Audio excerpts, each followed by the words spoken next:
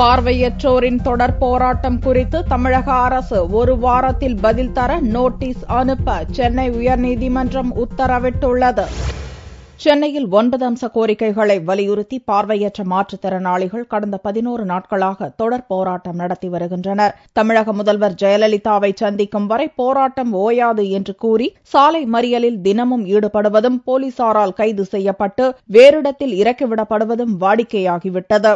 இந்நிலையில் பார்வையற்ற மாற்றுத்திறனாளி வக்கீல் நஸ்ருதீன் இப்போராட்டம் தொடர்பாக சென்னை உயர்நீதிமன்ற தலைமை நீதிபதி ராஜேஷ்குமார் அகர்வாலை சந்தித்து ஒரு மனு கொடுத்துள்ளார். போராடும் மாற்றுத்திறனாளிகளை கைது செய்து சென்னை புறநகர் மற்றும் ஆள் நடமாட்டம் இல்லாத பகுதிகளிலும் சுடுகாடு இருக்கும் பகுதிகளிலும் இரவு நேரங்களில் இறக்கிவிட்டு விடுவதாக வக்கீல் நஸ்ருதீன் தனது மனுவில் தெரிவித்திருந்தார். அந்த மனுவை பொதுநல வழக்காக கருதி வியாழனன்று சென்னை உயர்நீதிமன்ற முதன்மை அமர்வு தானாகவே முன்வந்து எடுத்துக் கொண்டது. பார்வையற்ற மாற்றுத்திறனாளிகளின் போராட்டம் குறித்து தமிழக அரசின் தலைமைச் செயலாளர், போலீஸ் டிஜிபி உள்ளிட்டோர் ஒரு வார காலத்திற்குள் பதில் மனுவை தாக்கல் செய்ய நோட்டீஸ் அனுப்ப சென்னை உயர்நீதிமன்ற தலைமை நீதிபதி அகர்வால், சத்யநாராயணா அடங்கிய முதன்மை அமர்வு உத்தரவிட்டுள்ளது. இந்த பொதுநலன் வழக்கு வரும் 3ஆம் தேதி மீண்டும் விசாரணைக்கு வருகிறது.